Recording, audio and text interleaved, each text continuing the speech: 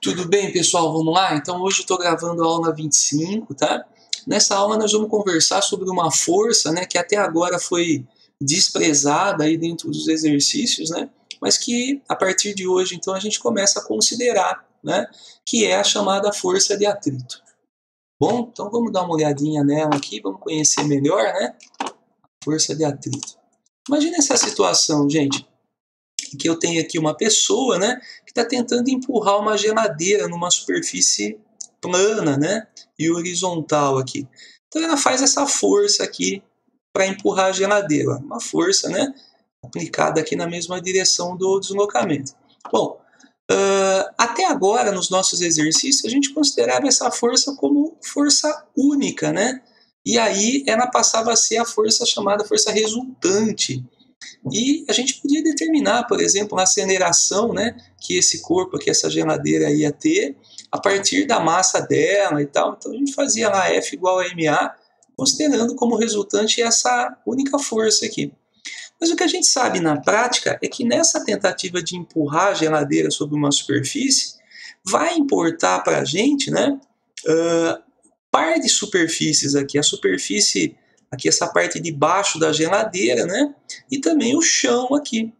Então, se essas duas superfícies forem mais ásperas, né? Tiverem mais imperfeições, nós vamos perceber que vai ser bem mais difícil de fazer essa geladeira se movimentar, né? De criar uma aceleração aqui na geladeira. Tudo bem? E por que que fica mais difícil? Porque, na verdade, essa força aqui, ela vai estar brigando com uma outra força contrária a ela, tá? Né, aqui nesse caso aqui de mesma direção, mas de sentido contrário aqui, que é a força de atrito. Aqui, então, nessa parte de baixo, a gente pode representar essa força, pessoal, eu vou chamar de FAT, força de atrito. Essa força de atrito, então, ela aparece, né, devido às imperfeições do par de superfícies, tá? Não só do chão, não só do fundo da geladeira, das duas coisas aqui. Tá bom? Então, esse par de superfícies aqui é que vai ser, né, o responsável, os responsáveis aí, né, as duas superfícies, vão ser as responsáveis pela criação, pelo aparecimento dessa força de atrito, que vai estar, nesse caso aqui, né, atrapalhando, olha, o movimento. Ela vai agir contrária à força aplicada, né? Tento empurrar essa geladeira para a direita aqui e o atrito segura, né, para o lado contrário aqui e atrapalha o movimento, tá bom? Então, essa é a ideia de hoje, pessoal, o assunto principal dessa aula, tá bom? Mas eu queria comentar algumas outras coisas. Por exemplo, o atrito, nessa situação a gente poderia imaginar então, né, que o atrito é uma coisa que atrapalha, né? Só que nem sempre é dessa forma, pessoal, tá? Em algumas situações, então nesse caso, por exemplo, o atrito realmente vai atrapalhar. Mas o atrito, ele é muito importante também em certas situações. Por exemplo, na tentativa dessa pessoa se movimentar. A gente viu isso lá na terceira lei de Newton, né? Vimos que para uma pessoa conseguir se movimentar, andar, né, sobre uma superfície, ela precisa aplicar forças no chão aqui, né? Então ela teria que empurrar esse chão para trás, olha, desse jeito, para que ela pudesse se movimentar para frente, né? Ação e reação. Então, para que haja esse movimento da pessoa para frente, ela tem que fazer essa força para trás, né? Essa força aqui para trás. E ela só consegue aplicar essa força aqui para trás no chão se houver atrito suficiente na superfície. Tá? Imagina essa pessoa sobre uma superfície de gelo aqui tentando empurrar essa geladeira. Ela ia tentar, né, a empurrar o chão para trás aqui e não ia conseguir. Né? Então, quando a gente tem um atrito muito pequeno aqui com a superfície, a gente pode não conseguir aplicar a força e aí não receber a reação necessária para que haja o movimento. Né? Então, essa situação a gente percebe que o atrito é fundamental aqui para que haja o movimento. Né? A gente percebe também em outras situações, por exemplo, nessa primeira tela que eu coloquei aqui, isso aqui é uma ampliação, né, deve ser aqui uma ampliação de um palito de fósforo sendo riscado aqui na caixinha de fósforo, eu acho. Né? Então vejam, ó, só é possível a gente riscar um palitinho de fósforo em uma superfície desse tipo aqui, ó, tá vendo? um grau de aspereza bem grande, né, com imperfeições. Por quê? Porque na hora que a gente tem aqui um atrito grande, esse atrito ele vai ser responsável por transformar a energia de movimento aqui, né, nós vamos conversar mais sobre isso nas próximas aulas, mas a energia de movimento desse palitinho de fósforo sobre a superfície, né, transformar isso daí em calor, que é uma outra forma de energia. Então, o atrito ele é capaz de fazer isso, de transformar a energia da forma, né, de movimento em calor. A gente percebe isso daí em situações bem simples. Peguem as duas mãos assim e tentem esfregar dessa forma. Quando a gente faz isso, né, um dia frio, a gente faz assim, parece que a mão esquenta, né? Por quê? Né? Porque a gente tem o atrito da mão, né, e quando a gente atrita, a gente transforma o movimento, aqui a energia de movimento, em calor, né? Isso é uma coisa bastante importante. Foi daí que né, na pré-história, né, as pessoas lá perceberam que era possível queimar, né, pequenos palitos, lá, pedacinhos de madeira, né, e o fogo foi, né, dominado lá a partir dessa ideia, né, de usar o atrito, de atritar, né, materiais lá, pedacinhos de madeira, pedacinhos de pedra e tal, e criar, né, calor. Então, bastante importante aí essa ideia do atrito, né, para essa situação também. Então, vamos continuar aqui. Tá bom? Então, isso daí poderia ser feito, até pesquisa, né? Vocês perceberiam muitas situações aí de aplicação do atrito, tá? Onde o atrito é importante. Mas no nosso trabalho aqui, no nosso estudo, a gente vai se preocupar mais com essa força atrapalhando, né, os movimentos aqui. Tudo bem? Bom, vamos lá. Queria mostrar para vocês, então, o que está acontecendo aqui, ó, entre o par de superfícies. Então, vamos dar uma olhada nessa outra situação. Olha aqui, ó. Esse aqui é o pneu de um carro, né? Aqui é a superfície. Aqui ele já puxa mais aqui, né, para a gente perceber o contato entre o pneu do carro e a superfície, mas aqui a gente ainda não percebe muito bem. Mas quando a gente vem para essa ampliação aqui embaixo, dá uma olhada na ampliação. Isso daqui, gente, é o que acontece, né, são aqui no caso aqui, né, a superfície do pneu e da pista, né? Mas veja, isso daqui acontece em todas os pares de superfície, mesmo aqueles que a gente acha que são mais lisos, né, mais perfeitos, tá bom? A gente sempre vai ter essas imperfeições quando a gente amplia a superfície.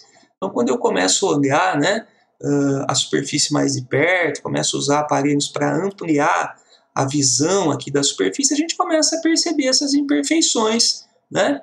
E aí é que a gente vai perceber o porquê do atrito.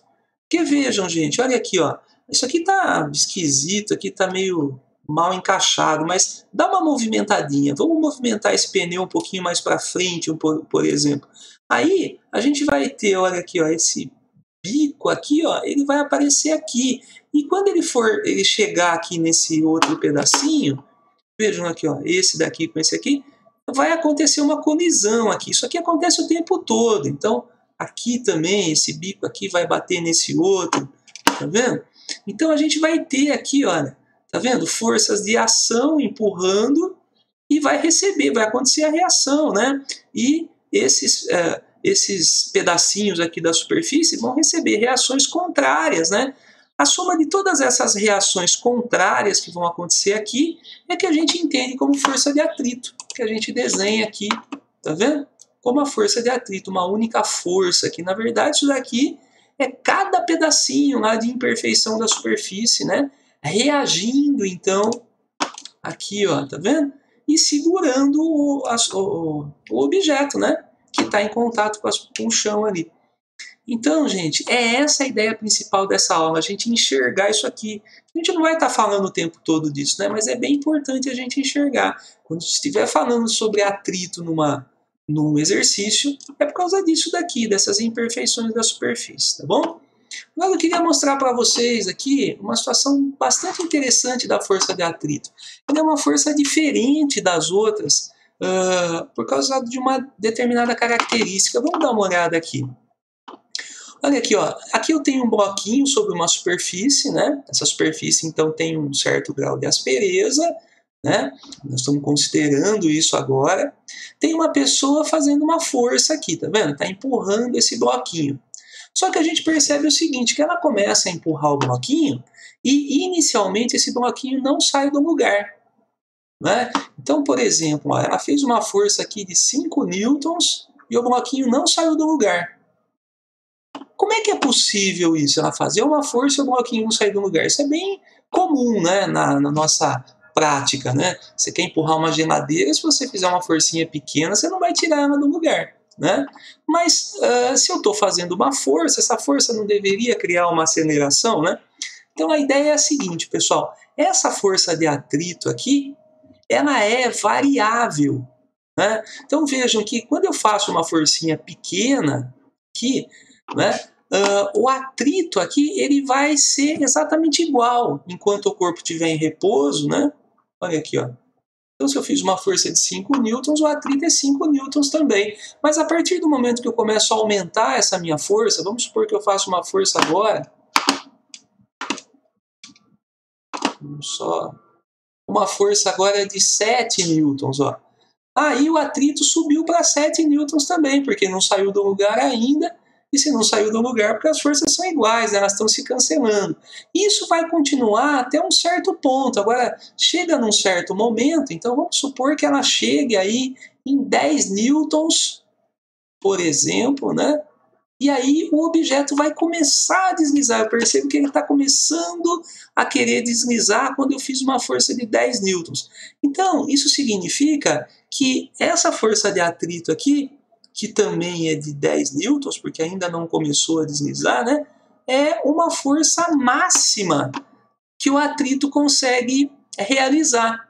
Então a gente tem essa ideia, né, quando a gente fala de força de atrito, que a força de atrito ela pode começar do zero, enquanto não tem força nenhuma aplicada, porque se a gente não tiver nada empurrando o objeto aqui, ele não vai sair do lugar, isso significa que o atrito é zero. Mas a hora que eu começo a crescer aqui essa força, aumentar a minha força, o atrito começa a aumentar junto, só que ele não fica acompanhando o tempo todo. Chega uma hora que ele não consegue acompanhar mais a minha força. Então, no momento máximo aqui, ó, que ele consegue acompanhar a força, eu chamo esse atrito aqui de atrito máximo, estático, quer dizer, o corpo ainda está parado, né, mas é o máximo que eu consigo aguentar aqui com esse atrito. Então, atrito estático máximo. E aí, quando chega nesse atrito estático máximo, aí qualquer forcinha que eu faça a mais aqui, ó, então vamos supor que eu faço uma forcinha de 11 newtons agora. Opa, aqui é ele, né? Uma forcinha de 11 newtons. O atrito máximo estático era 10. Então agora esse atrito aqui, ó, já não vai conseguir acompanhar mais. E aí começa a acontecer o movimento. Tá bom? E acontece uma coisa muito interessante quando começa a acontecer o movimento. Esse atrito aqui, ele diminui na hora do movimento. Vamos supor que o atrito máximo fosse 10, aqui ele diminui. Vamos supor que ele vai cair aqui para 8, por exemplo. Para 8 newtons. Uma coisa bastante interessante, então, no atrito. Ó. Ele pode aumentar, mas até um limite. Nesse limite, começa a acontecer o movimento. E na hora do movimento, o atrito diminui. Né? Por que será que ele diminui quando o corpo está em movimento? Isso aqui a gente percebe muito fácil na prática, né? Quando você tenta empurrar alguma coisa, aquele exemplo da geladeira, por exemplo, né? Então você está empurrando a geladeira aqui, no começo é bem difícil, né? Você tem que ir aumentando a sua força até começar a empurrar, mas quando você começa a empurrar a geladeira, você percebe que a sua força pode ser um pouco menor depois que ela já está em movimento. E por quê? Se a gente for pensar no ponto de vista microscópico aqui, quando eu mostrei para vocês essas pontas aqui, né, que vai bater aqui ponta com ponta, a hora que começa a acontecer o movimento, por que começou a acontecer o movimento? Porque essas pontinhas aqui se quebraram, pessoal. Né? Quando uma empurra a outra, acaba quebrando essas pontinhas aqui, ó. Né? É o mesmo que pegar uma lixa, né, e lixar uma superfície, por exemplo. Quando eu lixo uma superfície, eu estou fazendo isso, quebrando essas pontinhas aqui, ó. Agora, quando eu começo a movimentar uma superfície sobre a outra, né, então eu quebro essas pontinhas. E aí vai ficando mais fácil de acontecer, né, o movimento. O atrito diminui. Tá? Então, bem interessante isso daí. Aqui embaixo tem um gráfico mostrando isso. Olha aqui, ó, a força, né, de atrito e a força que a pessoa está fazendo. Veja, ó. Então, Quando a pessoa não fazia força nenhuma, aqui zero, o atrito era zero também. Quando a pessoa começa a aumentar a sua força, começa a aumentar o atrito também, ó. Aí chega num ponto máximo, né? Ó, nesse ponto máximo, olha o que acontece aqui, ó, depois desse ponto máximo, né? Desse tracejado. Começa a acontecer o movimento daqui para frente, e aí, olha aqui, ó, cai, ó, no momento que começa a acontecer o movimento, a força de atrito diminui, e aí ela passa a ser uma força constante de atrito aqui durante o movimento. Ó. Veja que essa força de atrito durante o movimento ela está abaixo da força máxima, tá vendo? Então, o atrito sobe, quando vai começar a se mexer, cai o atrito, e aí o objeto começa a ter um atrito menor pelo movimento. Bem interessante. Então, por causa disso, a gente define dois tipos de atrito. Um atrito estático, que é um atrito enquanto o corpo está parado, que é esse atrito que varia, né? E a gente costuma usar para exercícios, né? Um objeto parado e tal, esse atrito estático máximo, tá? Normalmente quando se fala atrito estático no exercício, é porque é o atrito estático máximo que vai estar falando, e o atrito dinâmico, que é o atrito quando o corpo já está em movimento, que é sempre um pouco menor, tá bom?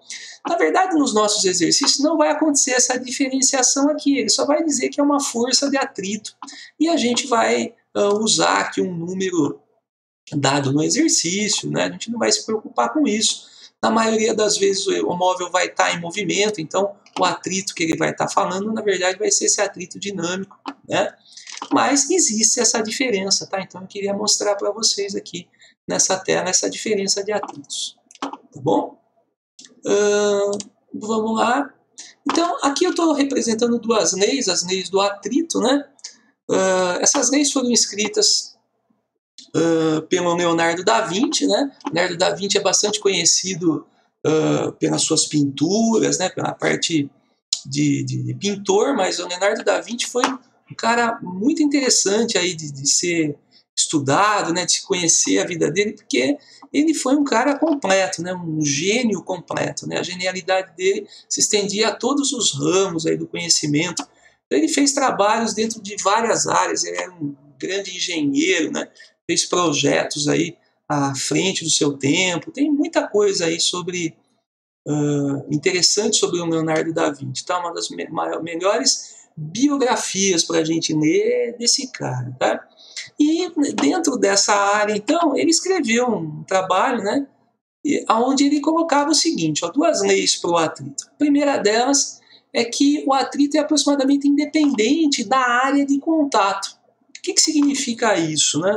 Se eu pegar uma superfície, por exemplo, aqui, ó, e colocar um tijolo aqui em cima da superfície, por exemplo, e tentar empurrar esse tijolo, tá vendo? Movimentar esse tijolo, se ele tiver colocado dessa forma, de pé, né? O tijolo de pé, vai dar mais ou menos o mesmo trabalho, tá? Aproximadamente, tá bom?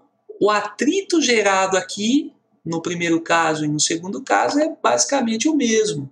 Ah, mas como é que pode, né? Se aqui eu tenho mais pontos de contato, eu poderia imaginar que eu vou ter mais, então, forças, né? Aquelas forcinhas lá, né? Sempre voltando aqui, essas forças aqui, né? Das imperfeições, eu vou ter mais pontos desse tipo.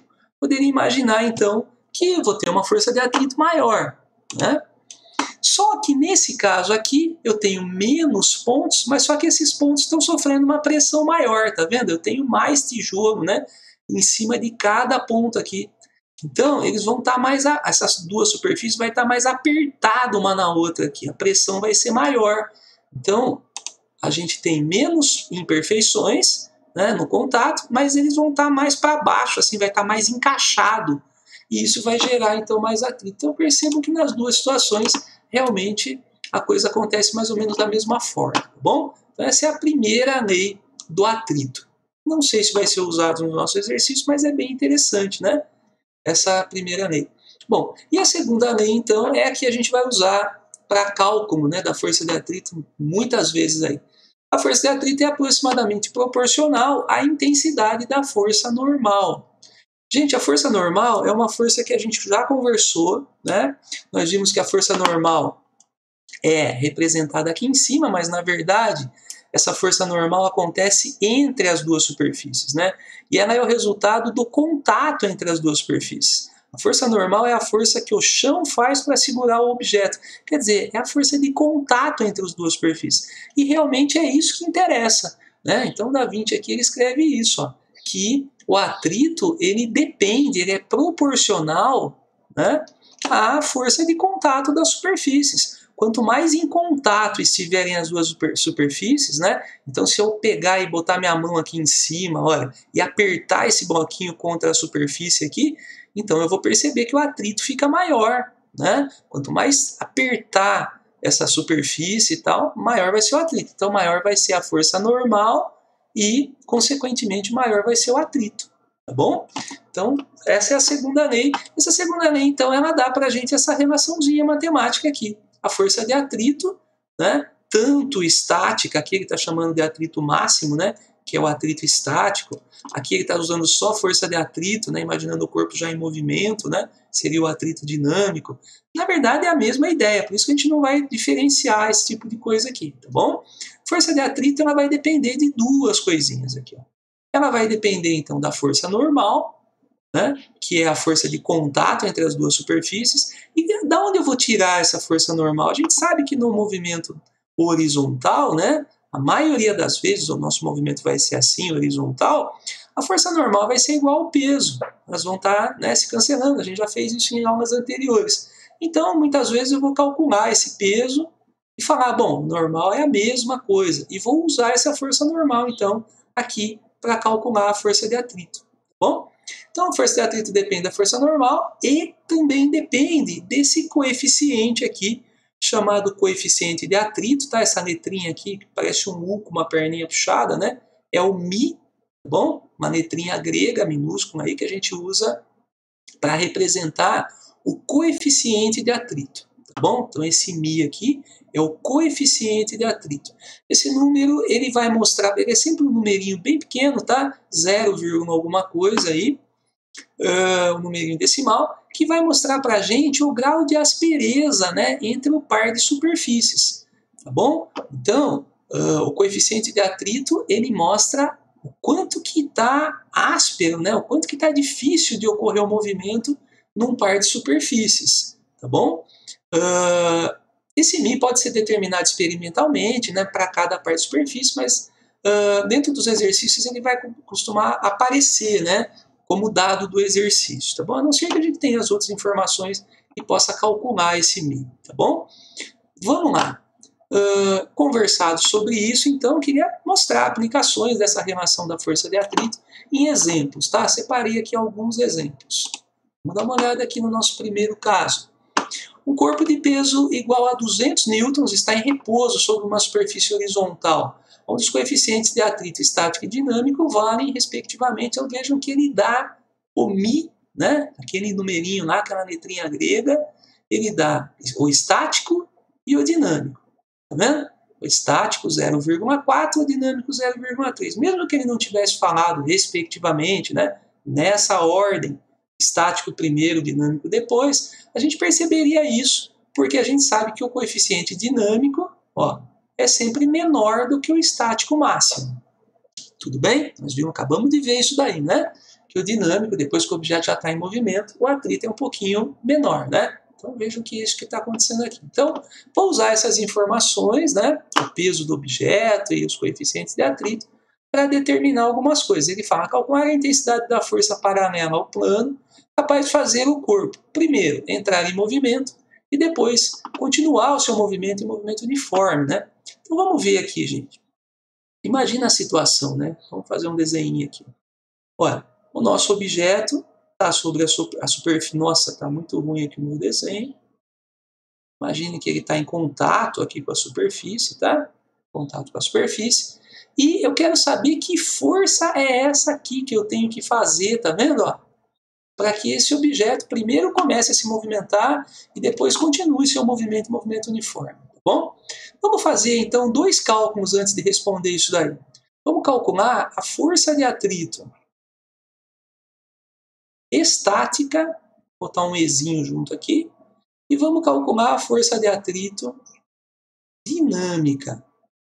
Bom, Força de atrito estática é a força de atrito máxima, né? Enquanto o objeto está parado. Nós vimos que essa força ela varia, mas ela chega num ponto máximo e depois não consegue mais. Tá bom? Então, essa força aqui, né, gente? Uma força que está ao contrário aqui. Tá bom? Nós vamos calcular. Como é que se calcula isso? Mi vezes força... Opa! Vezes a força normal. N. Tudo bem? Nos dois casos. Mas o que muda, então, de uma conta para outra? O coeficiente de atrito é diferente, né? Nós vamos ter um coeficiente de atrito um pouco maior aqui para quando ele está parado, um pouquinho menor para quando ele já está em movimento. Vamos lá? Vamos fazer essa continha, então. Veja.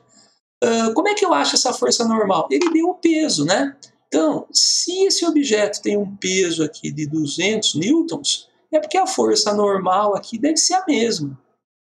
Não preciso nem fazer conta, tá? Porque esse objeto não está subindo aqui, flutuando, também não está afundando na superfície, né? Então, se ele nem sobe nem desce aqui, se ele não flutua e também não afunda, é porque as forças estão se cancelando. Então, a força normal, gente, ó, exatamente igual à força peso. Tudo bem? Então, vamos lá. O que eu vou fazer aqui, então? Ó, a força de atrito estática, ela é 0,4, que é o atrito, o coeficiente de atrito estático, vezes a força normal, 200. Se eu fizer a continha aqui, eu tenho 80 newtons. Vejam, então, que a força máxima de atrito, né, que vai acontecer é 80 newtons. Então, eu começo a puxar aqui, essa forcinha aqui vai crescendo também, mas ela consegue crescer até 80. Tá vendo? Então, qual que seria aqui, ó, a força que eu devo fazer? Essa é a letra A, então vamos responder a letra A. Qual seria a força que eu tenho que fazer para começar, ó, para entrar em movimento, para que esse corpo comece a se movimentar? Se eu fizer 80 newtons aqui, esse corpo vai começar a se movimentar? Eu acho que não, né? Porque aí vai ficar equilibrada. O que eu preciso é de uma força maior que 80 newtons. Eu vou escrever isso aqui, ó. Que a minha força F deve ser maior, esse aqui é o símbolo de maior, que 80 newtons. Então, eu não vou escrever 81, porque não precisa ser 81, pode ser 80, alguma coisinha muito pequena, né? E eu já posso começar a perceber esse movimento.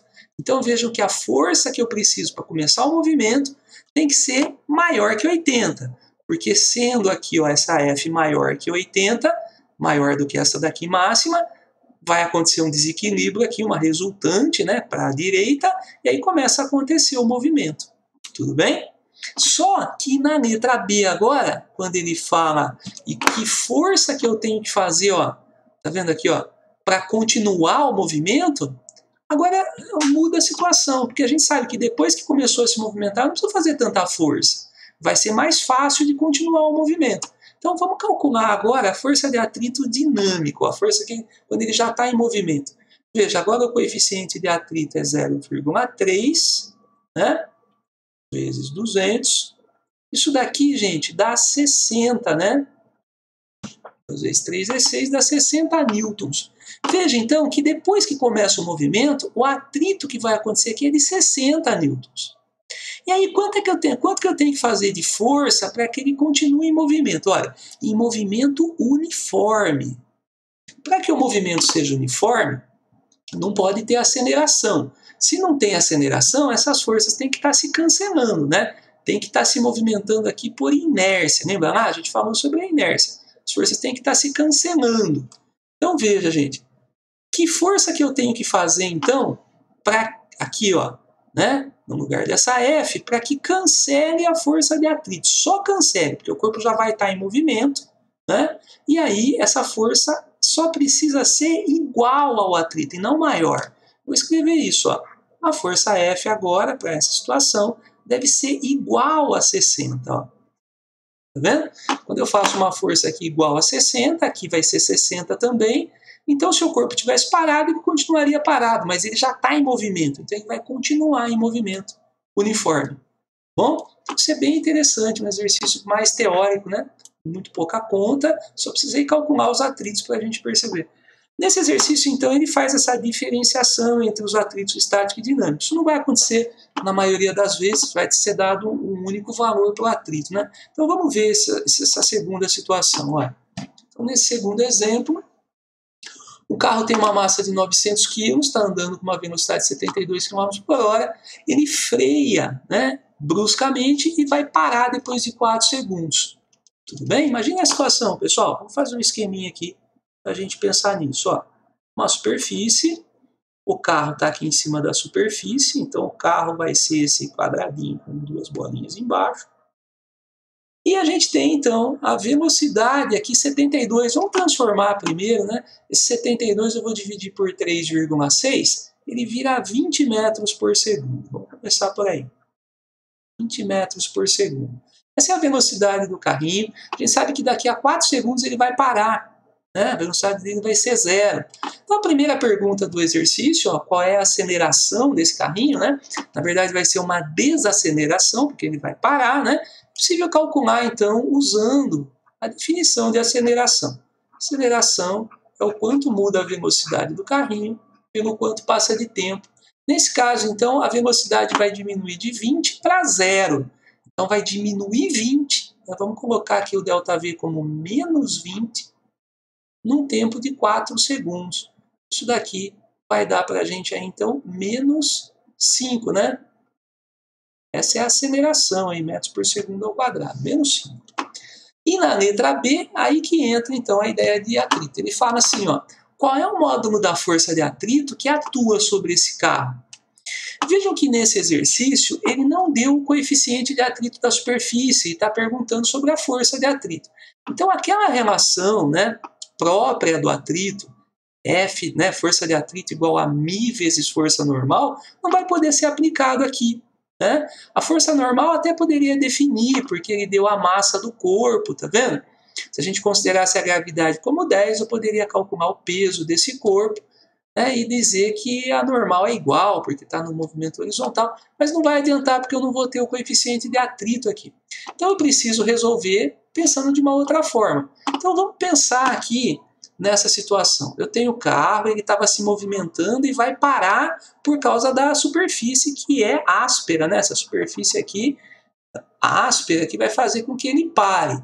Então a única força que vai estar atuando nesse corpo é a força de atrito. Então vejam, a força de atrito nesse caso, né?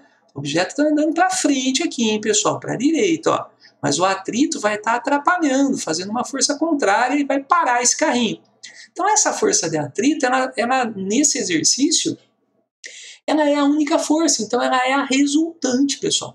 A única força que importa, né? Na verdade eu tenho o peso, tenho a força normal, né? Mas elas estão se cancelando. Então a força de atrito é a força que vai atrapalhar o movimento e fazer ele parar. Ela é a resultante. Então vejam, ó, se a força de atrito é a força resultante no exercício, eu posso, ao invés de utilizar a fórmula da força de atrito, usar a segunda lei de Newton. Olha, a força resultante é massa vezes aceleração. Então, no lugar da resultante, eu uso a força de atrito. A massa do corpo, né, era 900 e a aceleração menos 5. Tá vendo? Eu acabei de encontrar. 9 vezes 5 é 45. Mais 2 zeros aí. Então, eu tenho uma força de atrito de 4.500 newtons. Vejam que ela fica negativa, é importante que coloque-se negativo, porque ela é uma força contrária ao movimento, né? Então, uma força negativa, uma força que está atrapalhando o movimento, tá bom? Nos exercícios, muitas vezes, vocês vão procurar respostas, né, no material e talvez não apareça esse negativo. Mas por que não vai aparecer? Porque muitas vezes ele vai pedir o módulo da força, como nessa perguntinha aqui. Qual é o módulo da força de atrito? E módulo é o valor numérico, sem considerar o sinal. Módulo, então, é só 4.500. A resposta aqui, se fosse um testinho, por exemplo, né, a resposta correta seria 4.500 newtons, e não menos 4.500. Porque a pergunta é sobre o módulo, né? Módulo a gente não considera o sinal, tá bom? Mas na conta eu gostaria que vocês colocassem, ó, deve aparecer esse menos, tá bom? Esse menos mostra que a força é contrária. Gente, é isso que eu queria mostrar para vocês, tá? Espero que vocês tenham entendido a ideia principal aí da força de atrito, né? Nos nossos exercícios, então, nós vamos estar usando essas duas situações, né? Em algumas delas, em alguns exercícios a gente usa força de atrito igual a μ vezes normal, e em outros a gente vai usar o atrito como uma força dentro dos exercícios, né? Então aqui poderia ter, por exemplo, né? Vai ter alguns exercícios que vai ser puxado aqui com uma força F, mas a superfície vai atrapalhar e vai ter o atrito. Opa! O atrito aqui, né? Força de atrito. E aí a gente vai pensar que a resultante aqui é uma força menos a outra. Né? Então isso vai acontecer, ó. Isso aqui é a força resultante nesse exercício. Se o móvel estiver andando para cá, né?